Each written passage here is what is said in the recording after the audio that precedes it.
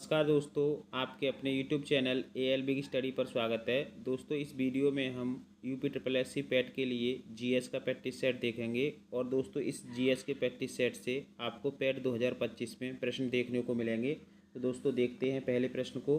पहला प्रश्न कहता है, निम्नलिखित हड़प्पीय स्थलों में से कौन सा मन का निर्माण का एक विशिष्ट केंद्र था? मन का निर्माण का, तो दोस्तों मन का निर्माण का एक विशिष्ट केंद्र जो था वो लोथल था। क्या था? लोथल था। और ये जो लोथल है दोस्तों, ये गुजरात में पड़ता है और इसे हड़प्पा सभ्यता का बंदरगाह भी कहते हैं। तो इसका राइट आंसर जो हो जाएगा वो ए हो जाएगा। अगला प्रश्न देखते हैं। अगला प्रश्न है, किस वेद में जादुई माया और वशीकरण का वर्णन है? तो दोस्तों, इसका राइट आंसर हो जाएगा अर्थववेद। अर्थववेद जो है, इसमें वशीकरण और जादू टोना का वर्णन है। और दोस्तों, जो ऋग्वेद है वो सबसे प्राचीनतम वेद है। ऋग्वेद जो है वो सबसे प्राचीनतम वेद है। और सबसे नए वेद की बात करें, तो सबसे नया वेद जो है वो अर्थववेद है। अगले प्रश्न की तरफ देखते हैं। अगला प्रश्न है, निम्नलिखित अभिलेखों में किसमें अशोक का नामोल्लेख हुआ है? तो दोस्तों, अशोक का जो नामोल्लेख हुआ है वो गुर्जरा अभिलेख में हुआ है। कौन से अभिलेख में हुआ है? गुर्जरा अभिलेख में हुआ है। और ये जो गुर्जरा अभिलेख है दोस्तों, ये दतिया मध्य प्रदेश में पड़ता है। कहाँ पर है ये? MP मध्य प्रदेश में एक जगह है दतिया, वहाँ पर ये स्थित है। अगला प्रश्न देखते हैं।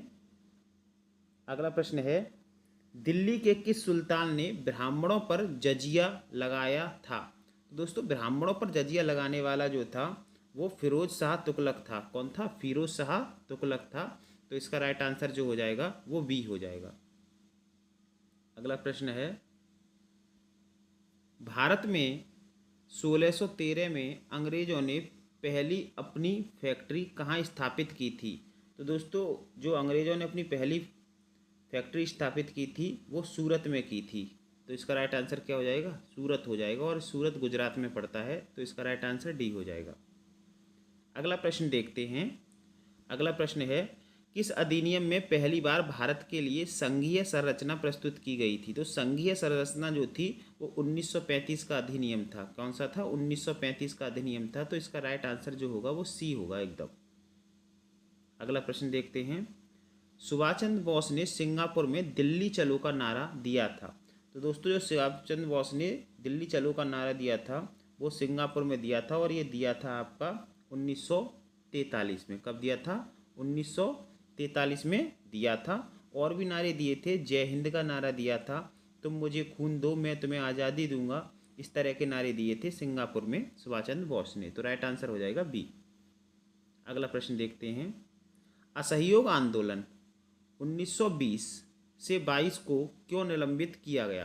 तो दोस्तों, असहयोग आंदोलन जो था वो उत्तर प्रदेश के गोरखपुर जिले में एक चोरी चोरा नामक स्थान पर 4 फरवरी 1922 को एक हिंसक घटना हो गई थी, जिसके कारण गांधी जी ने ये असहयोग आंदोलन जो था वो वापस ले लिया था। तो इसका राइट आंसर हो जाएगा चोरी चोरा में हुई हिंसक घटना के कारण। और ये चोरी चोरा जो है दोस्तों, ये गोरखपुर में स्थित है। यह स्थान कहाँ पर है? गोरखपुर में है। और यह घटना जो थी दोस्तों, यह घटना 4 फरवरी 1922 को घटित हुई थी, जिसमें पुलिस स्टेशन में क्या लगा दी थी? आग लगा दी थी, जिससे 22 पुलिसकर्मी मारे गए थे। तो इसका राइट आंसर हो जाएगा डी। अगला देखते हैं। अगला प्रश्न है, आपको मिलान करना है सूची 1 से सूची 2 के लिए। तो इसमें रहस्यमयी उद्गम, पट्टाभी सीतारमैया, थियोसॉफिकल सोसाइटी की योजना, एनी बेसेंट, डफरिन की षड्यंत्रकारी दिमाग की उपज, WC बनर्जी। और दोस्तों, इसका अगला जो है सुरक्षा वाल्व यानी कि सुरक्षा कपाट का सिद्धांत, लाला लाजपत राय। तो यहाँ पर दोस्तों इसका राइट आंसर जो है वो ए का 1 हो जाएगा, बी का 2 हो जाएगा और सी का 3 और डी का 4। यानी कि इसका राइट आंसर हो जाएगा दोस्तों ए को 1 से मिलाना है, बी को 2 से मिलाना है और सी को 3 से और डी को 4 से। यानी कि राइट आंसर क्या हो जाएगा? राइट आंसर हो जाएगा ए। अगला देखते हैं। भारत में गर्म दलिया आंदोलन का नेता किसे कहा जाता है? तो दोस्तों, गर्म दलिया आंदोलन का जो नेता था वो बाल गंगाधर तिलक को कहा जाता है। किसको कहा जाता है? बाल गंगाधर तिलक को कहा जाता है। और 1907 के सूरत अधिवेशन में कांग्रेस जो थी वो 2 दलों में बट गई थी, गर्म दल और नरम दल। तो इसका राइट आंसर हो जाएगा बाल गंगाधर तिलक। अगला प्रश्न देखते हैं। पृथ्वी पर दो स्थानों पर स्थित देशांतरीय का अंतर 15 डिग्री है, स्थानीय समय में कितना अंतर होगा? तो दोस्तों 15 डिग्री का मतलब जो है वो 1 घंटा अंतर होगा समय में। समय में कितना अंतर होगा? समय में 1 घंटा अंतर होगा। इसका राइट आंसर क्या हो जाएगा? राइट आंसर हो जाएगा ए। अगला प्रश्न देखते हैं। कौन सी अक्षांश रेखा भारत के मध्य से होकर गुजरती है? तो दोस्तों अक्षांश रेखा की बात कर रहा है, तो जो कर्क रेखा है वो भारत के मध्य से होकर गुजरती है और भारत के 8 राज्यों से गुजरती है कर्क रेखा। और दोस्तों ये माही नदी को जो है वो 2 बार काटती है। कर्क रेखा कौन सी नदी को 2 बार काटती है? माही नदी को 2 बार काटती है और यह एशिया, अफ्रीका और मध्य अमेरिका से होकर गुजरती है। और इस जो ये विषुवत रेखा से 23.5 डिग्री उत्तर में कोणीय दूरी पर स्थित है। 23.5 डिग्री विषुवत रेखा से 23.5 डिग्री उत्तर में स्थित है। तो इसका राइट आंसर हो जाएगा ए, कर्क रेखा। अगला देखते हैं। माउंट एवरेस्ट पर चढ़ाई करने के लिए पर्वतारोही को आवश्यकता होती है। कहाँ जाने की आवश्यकता होती है? तो दोस्तों अगर हमें माउंट एवरेस्ट की बात करें तो माउंट एवरेस्ट जो है वो नेपाल में है। माउंट एवरेस्ट जो है वो नेपाल में है और इसकी ऊंचाई जो है 8,848 मीटर है। 8,848 मीटर है और यह विश्व की सबसे ऊंची चोटी है। माउंट एवरेस्ट जो है विश्व की सबसे ऊंची चोटी है और नेपाल में इसे सागरमाथा कहते हैं। माउंट एवरेस्ट को नेपाल वाले किस नाम से पुकारते हैं? नेपाल वाले इसे सागरमाथा कहते हैं। तो इसका राइट आंसर हो जाएगा नेपाल। अगला प्रश्न देखते हैं। दक्षिण भारत की नदियों में सबसे लंबी नदी है। दक्षिण भारत की नदियों में सबसे लंबी नदी है। दोस्तों दक्षिण भारत की नदियों की बात करें तो गोदावरी जो है वो दक्षिण भारत की सबसे लंबी नदी है। दक्षिण भारत की सबसे लंबी नदी है और इसकी जो लंबाई है वो 1465 किलोमीटर है। 1465 किलोमीटर है और ये महाराष्ट्र के नासिक के पास त्र्यंबकेश्वर से निकलती है, बंगाल की खाड़ी में जाकर गिरती है। और गोदावरी को दक्षिण की गंगा भी कहा जाता है। गोदावरी को दोस्तों क्या कहा जाता है? दक्षिण की गंगा भी कहा जाता है। तो इसका राइट आंसर हो जाएगा ए। इसका राइट आंसर क्या हो जाएगा दोस्तों? ए हो जाएगा इसका राइट आंसर। आपका जनसंख्या घनत्व वाला जो है अरुणाचल प्रदेश हो जाएगा। न्यूनतम जनसंख्या घनत्व वाला राज्य जो है वो अरुणाचल प्रदेश हो जाएगा और अरुणाचल प्रदेश का जो जनसंख्या घनत्व है वो 17 व्यक्ति प्रति वर्ग किलोमीटर है। 17 व्यक्ति वर्ग किलोमीटर है और सर्वाधिक जनसंख्या घनत्व वाला भी पूछे तो आपका बिहार हो जाएगा। क्या हो जाएगा दोस्तों? बिहार हो जाएगा सर्वाधिक जनसंख्या घनत्व वाला राज्य। तो इसका राइट आंसर क्या हो जाएगा? सी हो जाएगा। अगला प्रश्न देखते हैं। बैंक जिस दर पर आरबीआई को पैसा उधार देती है, बैंक जिस दर पर आरबीआई को पैसा उधार देती है उसे क्या कहा जाता है? तो उसे रिवर्स रेपो दर कहा जाता है। उसे क्या जाता है? रिवर्स रेपो दर कहा जाता है। तो इसका राइट आंसर हो जाएगा सी। अगला प्रश्न देखते हैं। किसान क्रेडिट कार्ड किस वर्ष प्रारंभ हुआ था? तो किसान क्रेडिट कार्ड की बात करें तो ये जो प्रारंभ हुआ था वो 1998 में प्रारंभ हुआ था। तो इसका राइट आंसर हो जाएगा दोस्तों ए। अगला देखते हैं 18वें प्रश्न को देखते हैं। 18वां प्रश्न क्या कहता है? 1991 के आर्थिक सुधार के पश्चात अर्थव्यवस्था के बारे में कौन सा कथन सही है? तो पहला कथन है एफडीआई में वृद्धि। हाँ दोस्तों एफडीआई में वृद्धि हुई थी।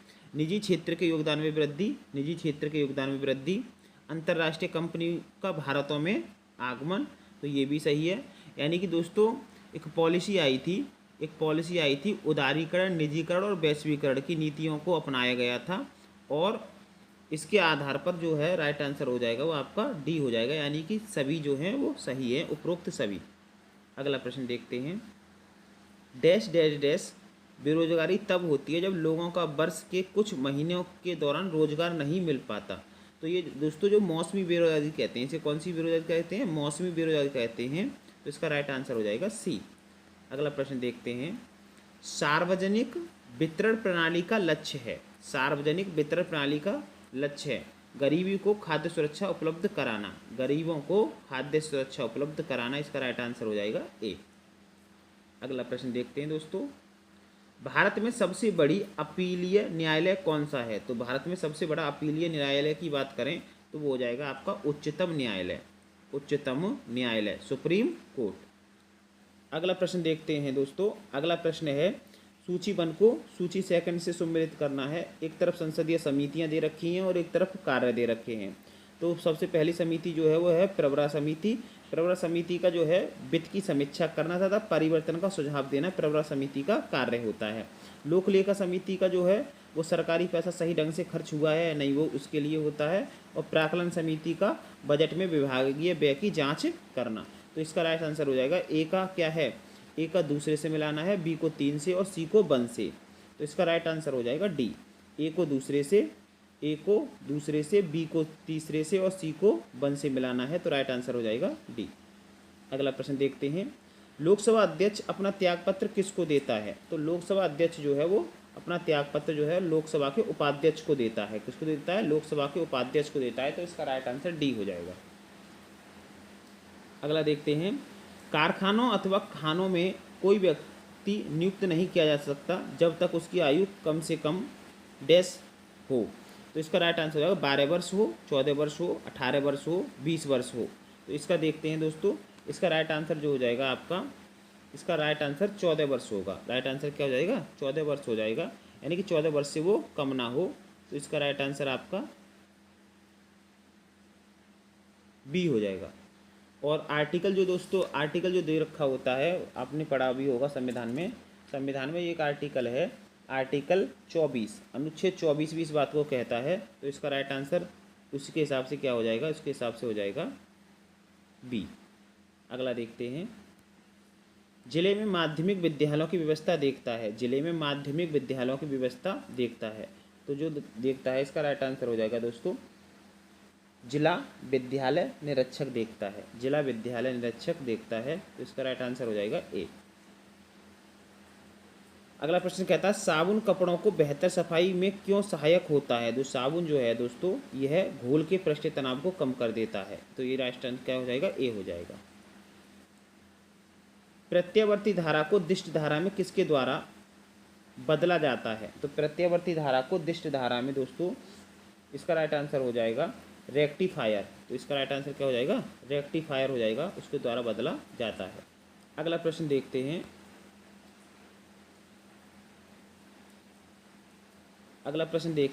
अगला प्रश्न है, गोताखोर सांस लेने के लिए कौन सी गैस के मिश्रणों का प्रयोग करता है? दोस्तों जो गोताखोर होते हैं वो सांस लेने के लिए ऑक्सीजन और हीलियम गैसों का मिश्रण का प्रयोग करता है। ऑक्सीजन और हीलियम गैस। राइट आंसर क्या हो जाएगा? राइट आंसर हो जाएगा सी। अगला प्रश्न पूछ रहा है, इमली में कौन सा अम्ल पाया जाता है? तो दोस्तों इमली में जो है वो टार्ट्रिक अम्ल पाया जाता है। कौन सा अम्ल पाया जाता है? टार्ट्रिक अम्ल पाया जाता है। और दोस्तों ऑक्जेलिक अम्ल की बात करें तो ये पालक और टमाटर में पाया जाता है।